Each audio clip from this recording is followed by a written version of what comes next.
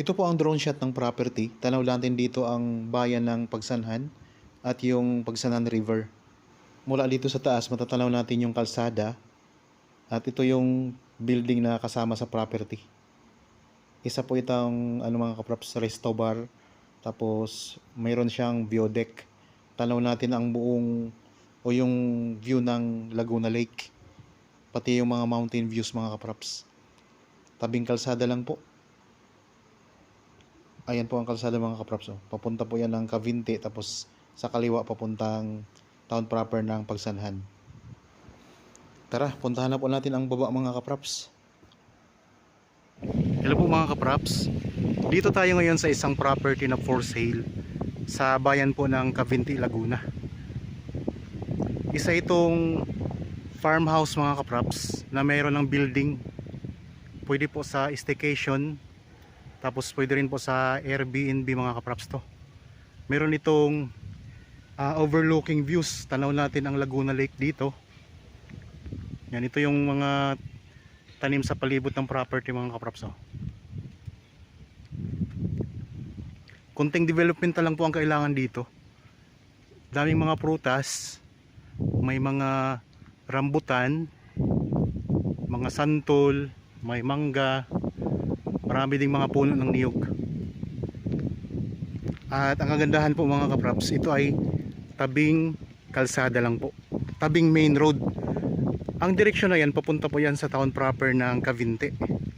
Tapos ang kaliwa naman mga kaprops, papunta yan sa town proper ng Pagsanhan.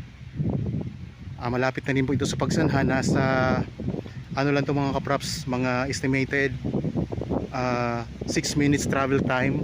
Tapos papunta naman po sa town proper ng Cavinti, mga halos pareho lang po mga kaprops, mga 6 to 7 minutes travel time lang din po.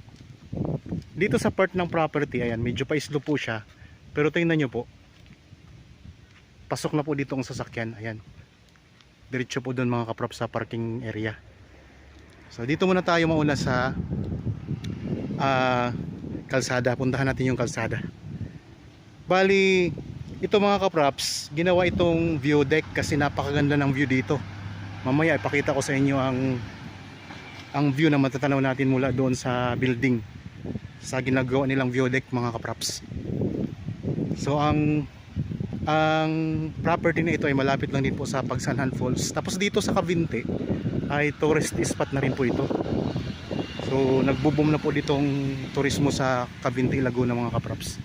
Marami ng mga tinatayo ng mga establishment, mga business establishment. Lalo na pag binabaybay mo tong kalsadan to, diretso doon sa Cavinti, may mga establishment na po dyan na tinatayo. Tapos ito naman po ay papunta sa town proper ng Pagsanhan naman yan mga kaprops.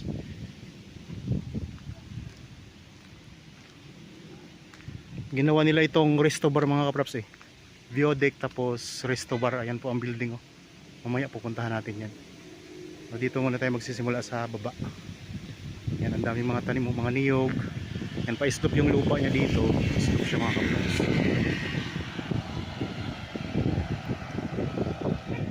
Ang sukat ng property ay 17,743 square meters. Na ito na po yung main road. Highway po ito. Itong kalsada pala na to, diretso po yan sa town proper ng Cavinti, tapos papunta po sa Luisiana, papunta sa Lucban, Quezon. Ito, pwede tayong dumaan dito mga kaprops. Busy po tong kalsada na to. Tapos ito yung papunta sa Pagsanhan. Ito yung property mga kaprops. Okay, tara, punta na tayo doon sa building para makita natin kung gaano kaganda doon sa taas. Nakaka-relax. Ang isa pa dito mga kaprops ay ang lamig po ng klima dito sa Cavinti. Mataas na lugar po kasi ito. Ang dokumento pala nito mga kaprops ay tax deck, pero ito ay ready to title na, kaya mabilis na po ito mga kaprops. Kung sakaling mabili nyo, papatitulahan nyo na lang agad. Yan, dito ang daming mga tanim mo. Ang presyo nito ay makikita nyo sa description box at sa title ng video. Ang sukat ng building na pupuntahan natin ay 220 square meters. Yun yung buong sukat niya.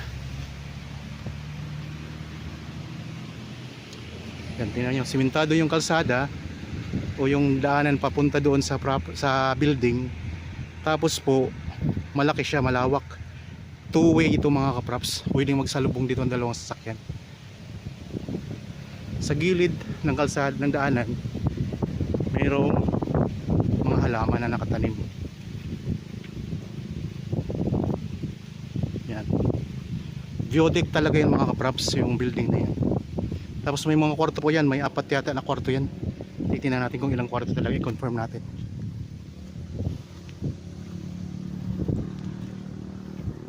Tapos mayroon ditong CR. May nakabuko dito na CR mga kaprops. Ikot ko lang ang camera.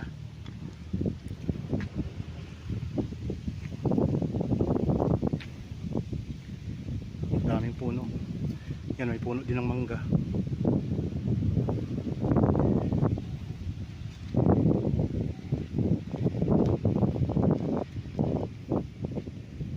Libutin natin to. So bago tayo lumibot, puntahan muna natin tong building na to. Tingnan din natin taas niyan. Ayan o. Tapos meron kayo dito isang kubo na maliit.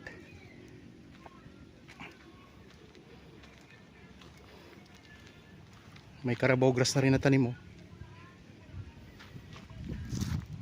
Yan, may puno din ng santol. Tapos doon banda mga niyog.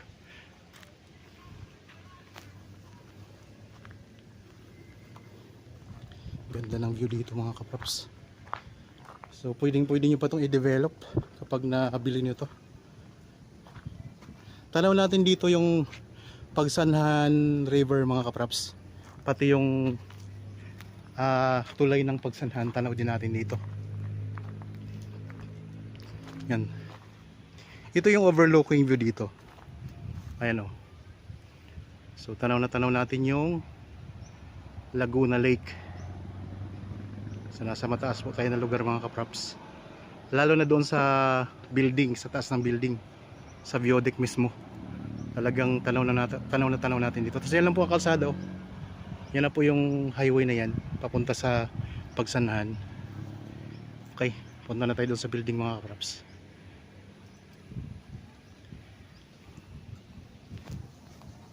Ang iba pang detalye nito, mababasa nyo po sa description box at sa title po nitong video. Nandoon po ang presyo. So nabanggit ko naman po yung sukat, 17,743 square meters or mahigit 1.7 hectares ito.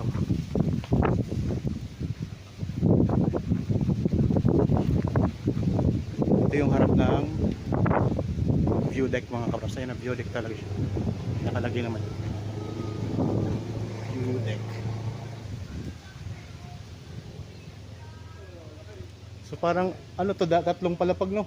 Dalawang palapag? Dalawa lang yan. Dalawang palapag. Ito yung ground floor. Yan. 220 square meters ang kabuuang sukat nito. Itong building na to mga kaprops. Yan. Dito sa baba mayroong dalawang kwarto. Yan. So yung dalawang kwarto sa baba mga kaprops. So, i-improve nyo lang po ito kung sakaling mabili nyo ito mga kaprops. Tapos dito sa gilid ng bahay, ayan o. Dami ding mga tanim. Yan, mga niyog. Ito may durian. May durian, may santol. At marami pang ibang mga prutas. Ito yung part na ito, pa-slope siya. Pa-slope siya doon. Yan. Banayad lang po siya na slope mga kaprops. Pwede tayong umakyat sa taas? Kuya, pwede umakyat sa taas? Nakasarado lang ang kwarto. Sige, okay lang. Oh, may terrace dito. May terrace naman sa taas, no? May terrace din ang likod. Ito yung hagdanan. Dito, pwede tayong dumaan dito mga kaprops. Meron ding hagdanan dito. Kasi ito yung hagdan papunta doon sa taas mga kaprops, sa second floor.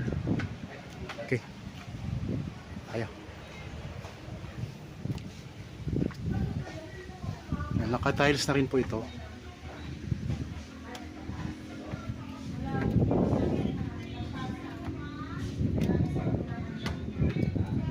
Ito, kwarto din to. Kwarto din po ito. Ito, may isa pang kwarto pala dito mga kaprops. Tapos, ito yung CR. May CR na rin po dito. Ito naman yung kusina.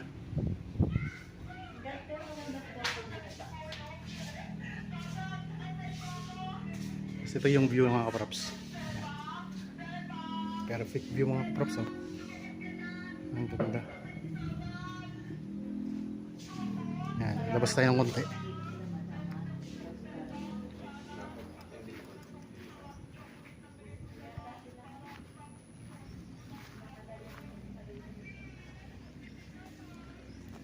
Ganda ng view, no?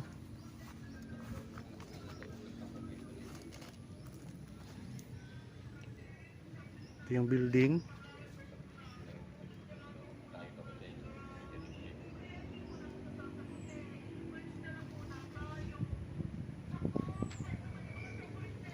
Hindi lang natin mapasok yung kwarto kasi hindi yata naiwan yung susi. So dito lang po tayo sa mga kaprops, sa mga pwede natin mapuntahan. Yan, ikot ko lang ang camera uli. So mula dito mga kaprops, ayan po ang Pagsanhan River. Pagsanhan River yan, maraming dyan, nagbabangka, namamangka, mga turista. Ayan. Tapos tanaw din natin dito yung tulay ng Pagsanhan. Ayun mga kaprops, ang tulay ng Pagsanhan. Oh. Ayun po. Oops, blurred. Yan mga kaprops, ang tulay ng Pagsanhan. Tanaw natin dito. I-zoom ko lang. Yan ang tulay mga kaprops ng Pagsanhan. Ganda. Tapos bayan na po yan mismo ng Pagsanhan mga kaprops. Yan, Laguna Lake. Ng Laguna Lake. Ganyan siya mga kaprops. Diyan kasi sa baba nito, sa pinakababa nito, ilog na po yan. Ayan ang karugtong nyo. Okay, punta naman tayo sa nito, sa third floor. Punta na po ka doon sa taas.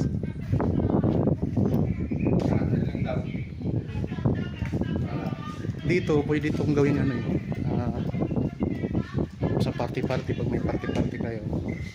Yan, pwede ito.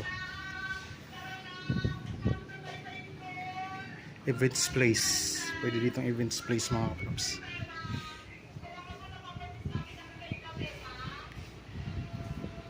Yan, naka-tiles na rin po yan.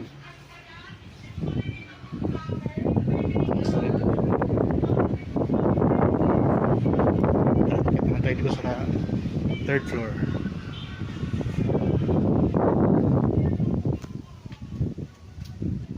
Dito naman sa kabila ay ito naman yung view natin. Mountain view naman dito. Ayan o.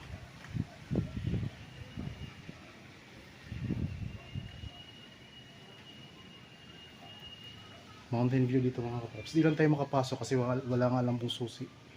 Kaya hanggang dito lang tayo.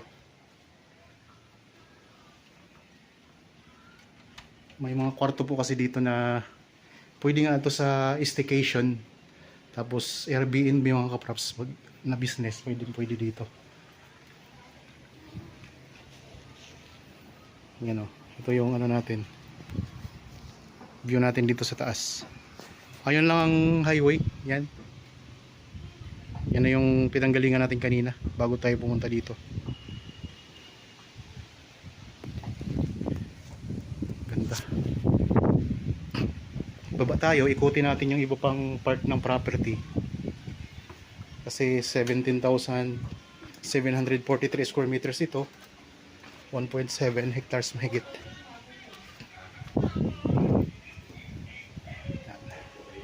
Balik tayo dito ulit.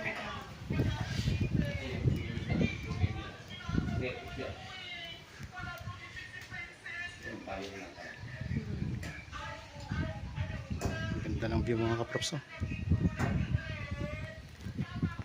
Ikot tayo dito. Dito tayo sa may likuran ngayon ng bahay. So dito, pa-slope na po yan dito. Dito ay malawak-lawak din po yung patag na parte ng lupa. Yan, may mga puno ng santol, daming santol. May bakod na rin po pala ito mga kaprops. Ayan, may bakod na po siya na ang poste ay semento. So hanggang ang boundary nito, hanggang dyan sa may mga bakod na yan. Sa mga bakod na yan, yung hawa na to, ito na yung sakop ng property. Yung malinis na to. Meron din ditong good lumber, oh. Tapos mayroong mga puno ng mangga. Yan, meron pa ditong isang puno na di ko alam kung anong puno ito, pero comment nyo lang po kung sakaling alam nyo ang puno na ito, kung ano to. Yan, paki-comment na lang po dyan sa comment section kung anong tawag sa punong ito. Yan, ito yung pinaka corner ng property mga kaprops. Ayan, corner na po yan. Mayroong puno ng mangga dito. Yan. So ang kagandahan nito, nilinis po ito ng caretaker mga kaprops. Malinis na siya, hindi siya masukal. Yan, may mga santol, mga saging, iba't ibang mga puno din meron dito. Doon sa may bandang unahan, mga rambutan naman ang tanim doon, maraming rambutan.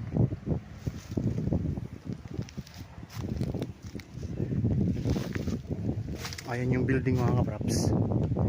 So kung sakaling mabili nyo to, pwede pa kayo dito magpatayo mga kaprops. So, marami pang malawak pang space para gusto nyong i-develop pa. So maganda dito mag-business kasi tabing highway po siya.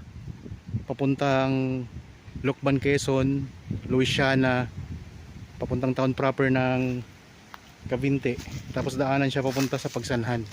Dito na daan ang mga taga Cavite papunta sa Pagsanhan. Pati na rin po yung mga galing sa Lucban, Quezon, yung galing sa Kamay ni Jesus. Dito kasi nadaan yung mga galing sa parting Manila, dito nadaan papunta sa Kamay ni Jesus mga kaprops, sa lugar na to. Yan na po mismo yung daanan, kalsadang yan. Kaya pwede talaga dito mag-business ng kahit anong business gusto nyo itayo dito, pwede mga kaprops. May mga malalapit na rin dito na mga dinidevelop, mga coffee shop, kainan, mga ganon na mga negosyo, mga resort. Marami din dito ng resort mga kaprops. Tapos ito nga, ginawa nilang view deck mga kaprops. So pwede kayo maglagay dito ng coffee shop, tapos may view deck kayo. Ang ganda ng view dito. Meron pang 4 na kwarto itong building. Yan, pwede sa staycation dito mga kaprops.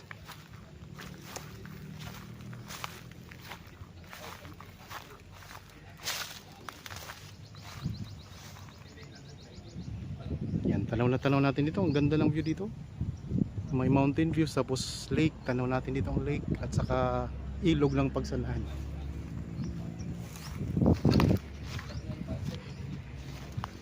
Sa likurang bahagi ng property yan. Napakaganda talaga. Carabao grass na rin yung yung lupa dito.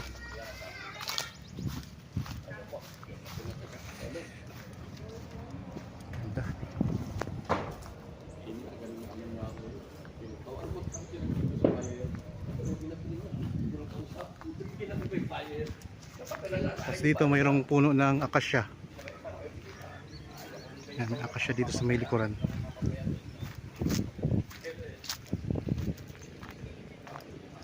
Ayun yung CR. May CR din dito na nakahiwalay. Tapos dyan ang parking area. Yan mga kaprops. Sa mga bago pa lang dito sa aking channel at napadaan lang dito sa aking channel, sana nagustuhan nyo po ito, ang property na in-offer ko sa inyo. Huwag nyo pong kalimutan mga kaprops na mag-subscribe. Pindutin na rin po ang notification bell para lagi kayong maging updated sa mga video na aking i-offer pa o mga property na i-offer ko pa sa inyo mga kaprops. Yung mga video na i-upload ko dito.